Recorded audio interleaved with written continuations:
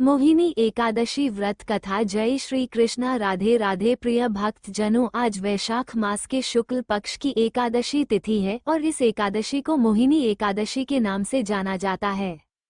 आज ही के दिन भगवान श्री हरि विष्णु जी ने मोहिनी का रूप धरा था और समुद्र मंथन से निकले अमृत को दानवों से छीनकर देवताओं को दिया था, जिससे देवता सदा के लिए अमर हो गए।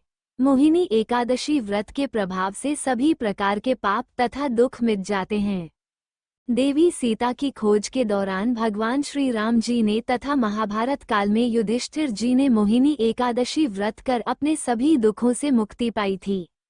आज मैं आपको सुना रही हूँ मोहिनी एकादशी की बड़ी ही दुर्लभ और पौराणिक कथा। इस कथा को बड़ी ही श्रद्धा और प्रसन्नचित मन से पूरा अवश्य सुनिएगा। एक बार अर्जुन ने भगवान श्री कृष्ण जी से कहा, हे मधुसूदन, वैशाख माह की शुक्ल पक्ष की एकादशी का क्या नाम है तथा उसके उपवास को करने का क्या विधान है? कृपा कर ये सब मुझे विस्तार पूर्वक बताइए। अर्जुन की बात सुनकर भगवान श्री कृष्ण जी ने कहा है, अर्जुन, मैं एक पौराणिक कथा सुनाता हूँ जिसे महर्षि वशिष्ठ जी ने श्री रामचंद्र जी से कहा था, उसे मैं तुमसे कहता हूँ, ध्यान पूर्वक श्रवण करो। भगवान श्री कृष्ण जी ने कहा है, अर्जुन, एक समय की बात है। श्री राम जी ने महर्षि वशिष्ठ जी से कहा, हे गुरु श्रेष्ठ, मैंने जनक नंदिनी सीता जी के वियोग में बहुत कष्ट भोगे हैं, अतः मेरे कष्टों का नाश किस प्रकार होगा? आप मुझे कोई ऐसा व्रत बताने की कृपा करें जिससे मेरे सभी पाप और कष्ट नष्ट हो जाए। महर्षि वशिष्ठ जी ने कहा है, श्री राम, आपने बहुत उत्तम प्रश्न किया है। आपकी बुद्धि अत्यंत कुशाग्र और पवित्र है। आपके नाम के स्मरण मात्र से ही मनुष्य पवित्र हो जाता है। आपने लोकहित में ये बड़ा ही उत्तम प्रश्न किया है। मैं आपको एक एकादशी व्रत का महात्म सुनाता हूँ। वैशाख माह के शुक्ल पक्ष की एकादशी का नाम मोहिनी एकादशी है। इस एकादशी का उपवास करने से मनुष्य के सभी पाप तथा क्लेश नष्ट हो जाते हैं। इस उपवास के प्रभाव से ही मनुष्य मोह के जाल से मुक्त हो जाता है। अतः हे राम, दुखी मनुष्य को इस एकादशी का उपवास अवश्य ही करना चाहिए। इस व्रत के करने से मनुष्य के सभी पाप नष्ट हो जाते हैं। अब आप इसकी कथा को श्रद्धा पूर्वक सुनिए। प्राचीन समय में सरस्वती नदी के किनारे भद्रावती नाम की एक नगरी बसी हुई थी। उस नगरी में दतिमान नामक राजा राज्य करता था और उसी नगरी में एक वैश्य भी रहता था, जो धन धान्य से पूर्ण था। उसका नाम धनपाल था। वो अत्यंत धर्मात्मा तथा नारायण जी का भक्त था। उसने नगर में अनेक भोजनालय, प्याऊ कुएं, तालाब, धर्मशालाएं आदि बनवाए। सड़कों के किनारे आम, जामुन, नीम आदि के वृक्ष लगवाए, जिससे पथिकों को सुख मिले।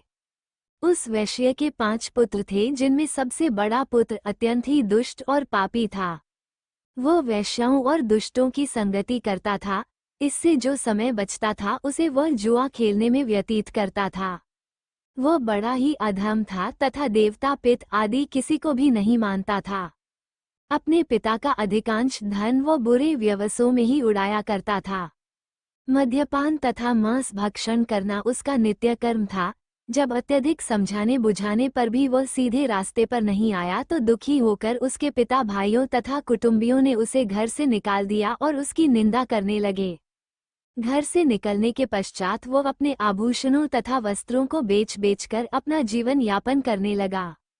धन नष्ट हो जाने पर वेश्याओं तथा उसके दुष्ट साथियों ने भी उसका साथ छोड़ दिया।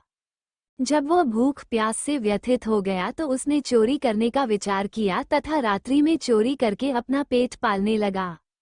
किंतु एक दिन वो पकड़ा गया, परंतु सिपाहियों ने वैश्य का पुत्र जानकर उसे छोड़ दिया। जब वो दूसरी बार पुनः पकड़ा गया तब सिपाहियों ने भी उसका कोई लिहाज नहीं किया तथा राजा के सामने प्रस्तुत करके उसे सारी बात बताई। तब राजा ने उसे कारागार में डलवा दिया। कारागार में राजा के आदेश से उसे नाना प्रकार के कष्ट दिए गए तथा अंत में उसे नगर से निष्कासित करने का आदेश दिया गया। दुखी होकर उसे नगर को छोड़ना पड़ा। अब वो वन में पशु पक्षियों को मारकर पेट भरने लगा। तदुपरांत बहेलिया बन गया तथा धनुष बाण से वन के निर्जीवों को मार मार कर खाने एवं बेचने लगा। एक बार वह भूख एवं प्यास से इतना व्याकुल हो गया कि व्याकुल होकर भोजन की खोज में निकला तथा कडिन्य मुनि के आश्रम में जा पहुंचा। इन दिनों वैशाख का महीना चल ही रहा था। कडिन्य मुनि गंगा स्नान करके आए थे। उनके भीगे वस्त्रों की छींटें उस पापी पर पड़ गई, जिसके फल स्वरूप उसे कुछ सद्बुद्धि प्राप्त हुई। वो अधम ऋषि के समीप पहुंचकर हाथ जोड़कर कहने लगा, हे महात्मा, मैंने अपने जीवन में अनेक पाप किए हैं। कृपा कर आप उन पापों से छूटने का कोई साधारण तथा धन रहित उपाय बताइए। ऋषि जी ने कहा, तो ध्यान देकर सुन। वैशाख माह के शुक्ल पक्ष की एकादशी का व्रत कर। इस एकादशी का नाम मोहिनी है। इसका उपवास करने से तेरे सभी पाप नष्ट हो जाएंगे। ऋषि के वचनों को सुन वो बहुत प्रसन्न हुआ और उनकी बताई हुई विधि के अनुसार उसने मोहिनी एकादशी का व्रत किया। हे श्री राम, इस व्रत के प्रभाव से उसके सभी पाप नष्ट हो गए तथा अंत में वह गरुड़ पर सवार होकर विष्णु लोक को गया। संसार में इस व्रत से उत्तम दूसरा कोई व्रत नहीं है। इसके महात्म के श्रवण एवं पठन से जो पुण्य प्राप्त होता है वो पुनः 1000 गौ दान के पुण्य के समान है। संतों की संगत से मनुष्य को न केवल सद्बुद्धि प्राप्त होती है अपितु उसके जीवन का उद्धार भी हो जाता है। पापियों की संगत प्राणी को नरक में ले जाती है, इसलिए हमेशा संतों की ही संगत करना चाहिए। अब आइए श्रवण करते हैं एकादशी माता की कथा, जिसे सुनने के बाद ही एकादशी का व्रत पूर्ण माना जाता है। एक बार की बात है, एक राज्य में एक राजा रहा करता था। राजा बहुत ही बुद्धिमान और बलशाली था। वो सदैव अपनी प्रजा का बहुत ही अच्छे से ध्यान रखता था। प्रजा भी अपने राजा को बहुत पसंद करती थी। राजा के 2 बेटियां थीं। राजा अपनी दोनों बेटियों से बहुत ही प्रेम किया करता था। राजा की दोनों बेटियां बहुत ही सुंदर थीं, लेकिन राजा की छोटी बेटी देखने में बहुत ही सुंदर और धार्मिक प्रवृत्ति की थी। वो 12 मास गारस माता की पूजा और व्रत किया करती थी। सभी लोग राजा की छोटी बेटी से बहुत ही प्रेम करते थे और खूब प्रशंसा किया करते थे। वो बोलने में बहुत ही अच्छी थी। राजा भी अपनी छोटी बेटी को बड़ी बेटी से कुछ ज्यादा ही प्रेम करता था, जिस कारण राजा की बड़ी बेटी को अपनी छोटी बहन से नफरत होने लगी। समय के साथ राजा की दोनों बेटियां बड़ी हो गई। तब एक पड़ोस के राज्य में रहने वाला राजकुमार राजा की बड़ी बेटी के लिए रिश्ता लेकर आया। जैसे ही उस राजकुमार की नज़र राजा की छोटी बेटी पर पड़ी तो वह राजकुमार छोटी बेटी पर मोहित हो गया और उसी से विवाह करने की सोचने लगा। उस राजकुमार ने राजा की बड़ी बेटी के साथ विवाह करने से मना कर दिया और राजा से कहा कि आप बुरा ना मानो तो मैं आपकी छोटी बेटी से विवाह करना चाहता हूँ। जब ये बात राजा की बड़ी बेटी को पता चली तो वह अपनी छोटी बहन से और भी ज्यादा नफरत करने लगी। राजा की बड़ी बेटी ने अपनी छोटी बहन को अपना सबसे बड़ा दुश्मन मान लेती है और अपनी छोटी बहन से बदला लेने का निर्णय लेती है, जिसके चलते उसने सोचा कि छोटी बहन को जान से मार देती हूँ। एक दिन राजा की बड़ी बेटी ने लड्डू में जहर मिलाकर अपनी छोटी बहन को दे दिया। छोटी बहन ने वो लड्डू खा लिया, लेकिन लड्डू खाने के बाद भी छोटी बहन को कुछ भी नहीं हुआ। बड़ी बहन ये देखकर बहुत ही आश्चर्यचकित हुई, लेकिन बड़ी बहन ने हार नहीं मानी। एक दिन जब छोटी बहन अपने कमरे में सो रही थी तब उसने मटके में सांप रखकर उसके कमरे में छोड़ दिया, लेकिन सांप भी छोटी बहन को कुछ नहीं कर पाया।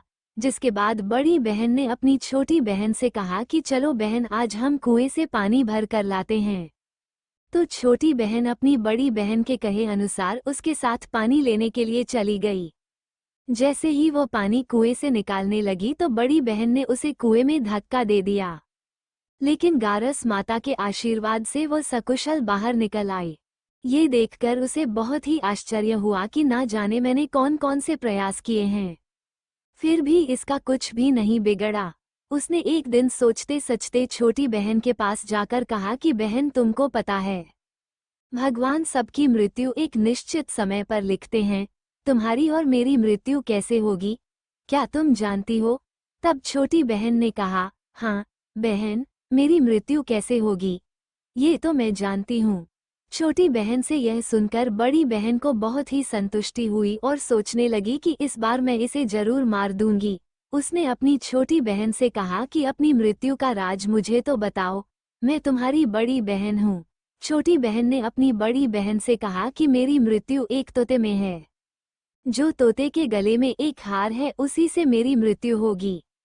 जब कोई व्यक्ति उस तोते को मारकर वो हार अपने गले में पहन लेगा तो मैं मूर्छित हो जाऊंगी, और जैसे ही उस हार को अपने गले से उतार देगा तो मैं वापस जीवित हो जाऊंगी। अपनी छोटी बहन की मृत्यु का राज जानकर बड़ी बहन बहुत ही खुश हुई और उसने अपनी छोटी बहन को मारने के लिए उस पालतू तोते को ढूंढना शुरू कर दिया। लेकिन छोटी बहन को इस बात का पता था कि वो मेरी जान लेना चाहती है। वो अपने पिताजी के पास गई और अपने पिताजी से कहा कि पिताजी, अगर मेरी मृत्यु हो जाए तो मुझे जलाना मत, बल्कि आप मुझे पुरानी वाली जो हवेली है उसमें एक पलंग पर लिटाकर छोड़ देना। अपनी छोटी बेटी के मुंह से यह बात सुनकर राजा को बहुत ही बुरा लगा। उसने अपनी बेटी से पूछा कि बेटी, तुम ऐसी बातें क्यों कर रही हो? 2-4 दिन में तेरी शादी होने वाली है। तब राजा की छोटी बेटी ने बताया कि पिताजी, समय किसी के लिए नहीं रुकता, कब क्या हो जाए किसी को कुछ भी पता नहीं है। फिर राजा ने अपनी छोटी बेटी से कहा कि तुम्हारा ऐसा बोलना मुझे बिल्कुल भी अच्छा नहीं लगता। लेकिन छोटी बेटी ने अपने पिताजी को ऐसा करने पर मजबूर कर दिया और वचन ले लिया कि मरने के बाद जलाना नहीं है। तो राजा ने भी अपनी छोटी बेटी की बात मान ली और 2-3 दिन बाद जब शादी का समय आया, घर में पूरा शादी का माहौल था। पूरे गाजे बाजे के साथ बारात आई। राजकुमार बारात लेकर राजा के घर आया। राजकुमार और राजा की छोटी बेटी का विवाह शुरू हो गया।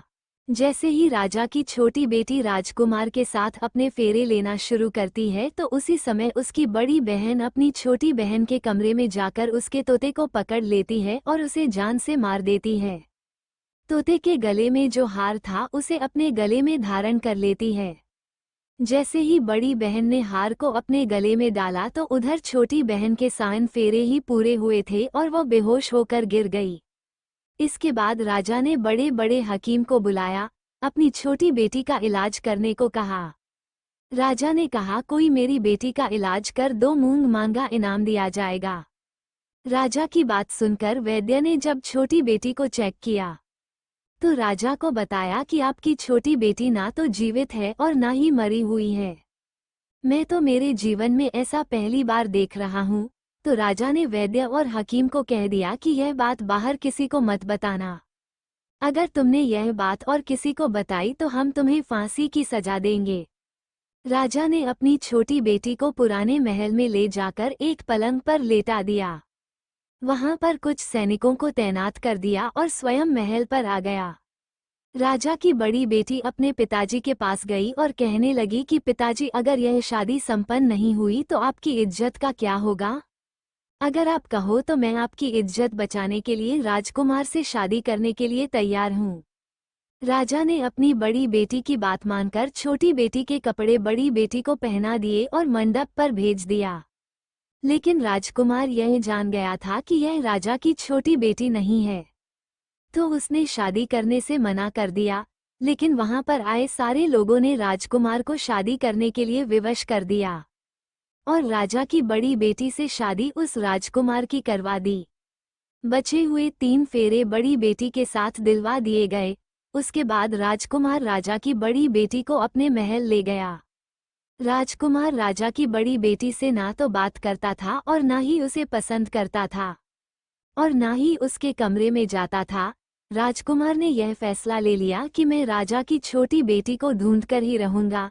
वह रात दिन उसे ढूंढता हुआ इधर उधर घूमने लगा। एक दिन राजकुमार अपने घोड़े पर सवार होकर राजा के पुराने महल के पास पहुंच गया, जहां पर उसने कुछ सैनिकों को देखा। महल के पास पहुंचकर राजकुमार ने जब महल को ध्यान से देखा तो वह समझ गया कि यह मेरे ससुर का पुराना महल है। तब राजकुमार ने सैनिकों से पूछा कि तुम लोग यहाँ पर क्या कर रहे हो और इस महल के अंदर उस पलंग पर कौन लेटा है? तो सैनिकों ने बताया कि यहाँ पर राजा की छोटी बेटी लेटी है। ये सुनकर राजकुमार बहुत ही खुश हुआ और तुरंत उससे मिलने के लिए अंदर चला गया। लेकिन अंदर जाकर देखा तो वह तो बिल्कुल बेहोश थी। राजकुमार उसकी सेवा करने लगा। जैसे ही रात हुई राजा की छोटी बेटी उठकर बैठ गई। राजकुमार ये देखकर बहुत ही खुश हुआ और उससे पूछने लगा कि तुम यहाँ पर क्या कर रही हो? ऐसे बीच फेरों से गायब होकर यहाँ पर क्यों चली आई? तुम मेरे साथ चलो। राजा की छोटी बेटी ने राजकुमार को सारी बात बता दी। बताया कि मेरी जान एक तोते में बसी थी और यह बात मैंने अपनी बड़ी बहन को बता दी थी। मुझे पता है कि उसी ने मुझे मारने का प्रयास किया है। उसके पास एक हार है जिसको वो सुबह पहन लेती है और रात को उतार कर रख देती है। जब तक वो हार को पहने रखती है तब तक मैं मूर्छित रहती हूँ, और जैसे ही वो हार को उतार देती है तो मैं जीवित हो जाती हूँ। और जब तक मेरी बड़ी बहन के पास वो हार है तब तक मैं ऐसे ही जीवित और मूर्छित होती रहूंगी। अगर मेरी बड़ी बहन के पास जो हार है वो मेरे हाथ आ जाए तो मैं हमेशा के लिए जीवित हो जाऊंगी। राजकुमार यह बात सुनकर राजा की छोटी बेटी के पास रहने का निर्णय ले लिया और बचे हुए फेरे लेकर अपने विवाह को भी पूरा कर लिया और वहीं पर रहने लगा। ऐसे करते करते काफी समय बीत गया। राजा की छोटी बेटी गर्भवती हो गई। एक दिन राजकुमार को किसी काम से बाहर जाना पड़ा तो पीछे से राजा की छोटी बेटी के पेट में बहुत जोरों से दर्द होने लगा। उसने उस समय गारस माता का आह्वान किया, जिसके बाद ग्यारस माता वहां पर प्रकट हुई और उन्होंने उसके दर्द को दूर किया। एक सुंदर पुत्र को उसने जन्म दिया। जब आधी रात को राजकुमार बाहर से आया तो उसने गारस माता को देखा तो वो बहुत ही आश्चर्यचकित हुआ। उसने तुरंत माता को प्रणाम किया। ग्यारस माता ने राजकुमार से कहा कि जब तुम्हारा बेटा 5 वर्ष का हो जाए तो तुम अपनी पत्नी का हार लाकर इसके गले में डाल देना, जिससे ये हमेशा के लिए जीवित हो जाएगी। समय के चलते राजकुमार का बेटा 5 साल का हो गया। एक दिन राजकुमार को फिर किसी काम से बाहर जाना पड़ा। उसने अपने बेटे से कहा, तुम अपनी माता का ध्यान रखना और मैं शाम तक लौट आऊंगा। जैसे ही राजकुमार वहां से बाहर निकला तो बड़ी बहन के सैनिकों ने उसे देख लिया और बड़ी बहन को जाकर सारी बात बता दी, जिसके बाद बड़ी बहन अपनी छोटी बहन के पुत्र को वहां से उठवा लिया और उसे मरवा दिया। उसके 2 टुकड़े करवाए। पहले टुकड़े को चक्की के पास छुपा दिया और दूसरा टुकड़ा अपने पलंग के नीचे रख लिया। ये देखकर ग्यारस माता ने भिखारी का रूप धारण किया और उसके घर आ गई। भिक्षा मांगने लगी तो बड़ी बहन ने अपने नौकरों से कहा कि जाओ भिखारी को भिक्षा दे दो। लेकिन जैसे ही नौकर गारस माता को भिक्षा देने के लिए जाता है तो माता उन्हें मना कर देती है और कहती है कि मैं तुम्हारी रानी से ही भिक्षा लूंगी। नौकरों ने अंदर जाकर कहा कि रानी वो हमसे भिक्षा नहीं ले रही है, बोल रही है कि मैं रानी से भिक्षा लूंगी। जब बड़ी बहन स्वयं भिक्षा देने के लिए भिखारिन बनी गारस माता के पास आती है, उससे पहले ही माता एक बिल्ली का रूप बनाकर उसके कमरे में चली जाती है। वहां पर जो छोटी बेटी के पुत्र का एक टुकड़ा था वह उठा लेती है और दूसरा चक्की के पास से उठाकर जीवित कर देती है और वहां से लेकर चली जाती है और राजकुमार को सारी बात बताकर उन्हें उसका बेटा सौंप देती है। राजकुमार अपने बेटे को लेकर उस बड़ी बहन के पास जाता है और उसे कहता है कि इस बच्चे का अच्छे से ध्यान रखना है। अगर तुम इस बच्चे का अच्छे से ध्यान रखोगी तो ही मैं तुमसे बात करूंगा, वरना मैं यहाँ से चला जाऊंगा। एक दिन राजकुमार ने अपने बच्चे से कहा कि तुम ऐसा करो, तुम्हारी माँ के गले का वो हार मांग लो, तुम्हारी जिद की वजह से वह तुम्हें दे देगी। अपने पिताजी के कहे अनुसार लड़का अपनी बड़ी माँ के पास जाकर कहता है कि माँ मुझे तुम्हारे गले का हार चाहिए। ये सुनकर उसकी माँ को पहले तो बहुत गुस्सा आता है, पर उसको याद आता है कि राजकुमार ने कहा है कि अगर मैं इस बच्चे का अच्छे से ध्यान रखूंगी तो ही वो मुझसे बात करेंगे। वो सोचती है कि छोटी बहन अब तक तो मर गई होगी, उसे जला भी दिया होगा, अब कौन सी जिंदा होने वाली है। यही सोचकर वो हार को निकालकर उस बच्चे को दे देती है। वो बच्चा उस हार को ले जाकर अपने पिताजी को दे देता है। तो राजकुमार अपने बेटे और उस हार को लेकर वहां से चला जाता है और जाते हुए कहकर जाता है कि तुम हमारे लिए खाना बनाकर तैयार रखना, मैं शाम को आकर तुम्हारे साथ ही खाना खाऊंगा। ये कहकर अपने बेटे को लेकर वहां से सीधा राजा के पास जाता है और राजा को सारी बात बता देता है। राजा अपनी बड़ी बेटी की यह करतूत सुनकर बहुत ही क्रोधित होते हैं और अपनी परवरिश को दोष देने लगते हैं। राजा राजकुमार को अपनी छोटी बेटी के साथ रहने का आदेश देते हैं।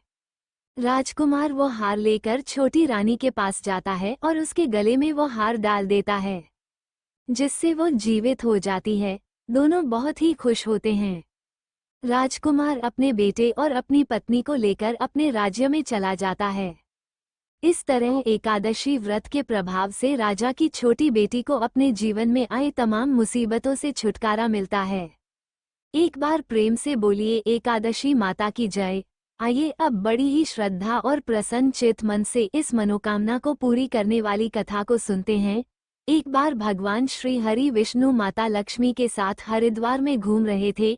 माता लक्ष्मी ने देखा कि सारे मनुष्य गंगा में स्नान करके हर हर गंगे कहते जा रहे हैं, परंतु सभी लोग दुखी और परेशान हैं। तब माता लक्ष्मी ने बहुत ही आश्चर्य से भगवान विष्णु से पूछा, स्वामी गंगा में इतनी बार स्नान करने पर भी इनके पाप और दुखों का नाश क्यों नहीं हुआ? क्या गंगा में अब सत्यता नहीं रही? भगवान विष्णु बोले, गंगा में तो वही सामर्थ्य है, परंतु इन लोगों ने पापनाशिनी गंगा में स्नान ही नहीं किया, फिर इन्हें लाभ कैसे मिलेगा? माता लक्ष्मी जी ने आश्चर्य से कहा कि स्नान कैसे नहीं किया, सभी तो हमारे सामने स्नान करके जा रहे हैं, अभी तक तो इनके शरीर भी नहीं सूखे हैं। भगवान विष्णु ने कहा, ये लोग तो केवल जल में डुबकी लगाकर ही आ रहे हैं, तुम्हें मैं कल इसका रहस्य समझाऊंगा। दूसरे दिन बहुत जोर से बारिश होने लगी। सारी गलियां कीचड़ से भर गई। एक चौड़े रास्ते में एक बड़ा सा गड्ढा था। चारों ओर कीचड़ भरा हुआ था और भगवान विष्णु ने लीला रची। वे स्वयं एक बूढ़े आदमी का रूप धारण करके उस गड्ढे में जा गिरे। लक्ष्मी जी को उन्होंने समझाकर पास में बैठा दिया कि देखो, तुम लोगों को सुना सुनाकर यूं पुकारती रहो कि मेरे बूढ़े पति अचानक गड्ढे में गिर पड़े हैं। कोई पुण्य आत्मा इनको बाहर निकालकर इनके प्राण बचाएं और हम असहाय दंपति की सहायता करें। भगवान विष्णु ने ये भी समझा दिया कि जब कोई व्यक्ति गड्ढे में से मुझे बाहर निकालने को तैयार हो जाए, तब इतना और कह देना कि मेरे पति सर्वथा निष्पाप है। इन्हें वही व्यक्ति छुए जो खुद भी निष्पाप हो। यदि आप निष्पाप है तो उनको हाथ लगाएं, नहीं तो उनको हाथ लगाते ही आप स्वयं भस्म हो जाएंगे। लक्ष्मी जी तथास्तु कहकर गड्ढे के किनारे बैठ गई और आने जाने वालों को सुना सुनाकर भगवान विष्णु की सिखाई हुई बात कहने लगी। गंगा में नहाकर लोगों के झुंड आ रहे हैं और सुंदर युवती को यूं बैठी देखकर कुछ लोगों के मन में पाप आया और कुछ लोगों को धर्म का भय हुआ और कुछ लोग कानून से डरे और कुछ लोगों ने तो लक्ष्मी जी को ये भी कह दिया कि मरने दो इस बुढ़े को, क्यों इसके लिए रोती है? और कुछ दयालु और चरित्रवान पुरुषों ने उस युवती के पति को बाहर निकालना चाहा, परंतु लक्ष्मी जी के वचन सुनकर वे भी रुक गए। उन्होंने सोचा कि हम गंगा में नहाकर आए हैं तो क्या हुआ, पापी तो हैं ही, कहीं हम सहायता करते समय भस्म ना हो जाए। उनके पास कई व्यक्ति आए परंतु किसी का साहस नहीं हुआ। सैकड़ों आए और सैकड़ों ने पूछा और चले गए। संध्या का समय हो चला। तब भगवान विष्णु ने माता लक्ष्मी से कहा, देखा आया कोई सच्चे मन से गंगा में नहाने वाला। तब थोड़ी देर बाद एक नौजवान युवक हाथ में एक लोटा लिए हुए हर हर गंगे कहता हुआ आया। लक्ष्मी जी ने उसे भी वही बात कही। उस युवक का हृदय करुणा से भर आया। उसने भगवान विष्णु को बाहर निकालने की तैयारी की। लक्ष्मी जी ने उसे रोककर कहा कि भाई, यदि तुम सर्वथा निष्पाप नहीं हो तो मेरे पति को छूते ही तुम भस्म हो जाओगे। उसने उस समय बिना किसी संकोच किए हुए लक्ष्मी जी से कहा, माता, मेरे निष्पाप होने में तुम्हें संदेह क्यों हो रहा है? आपने देखा नहीं, मैं अभी अभी गंगा में नहा कर आया हूँ। अभी आपके पति को बाहर निकालता हूँ। युवक ने लपक कर उस बूढ़े आदमी को ऊपर उठा लिया। भगवान श्री हरि विष्णु और माता लक्ष्मी ने उसे सच्चा भक्त समझकर अपना असली रूप प्रकट कर दर्शन देकर उसका जीवन धन्य किया। भगवान विष्णु ने माता लक्ष्मी से कहा कि इतने सारे लोगों में से केवल इस एक आदमी ने ही गंगा स्नान किया है। इस दृष्टांत के अनुसार जो लोग बिना श्रद्धा और विश्वास के केवल दिखाने के लिए गंगा स्नान करते हैं, उन्हें वास्तविक फल प्राप्त नहीं होता। परंतु इसका यह मतलब नहीं है कि गंगा स्नान व्यर्थ जाता है। गंगा स्नान का बहुत पुण्य भी है। गंगा आज भी उतनी ही सामर्थ्यवान है। बोलिए लक्ष्मी नारायण भगवान की जय।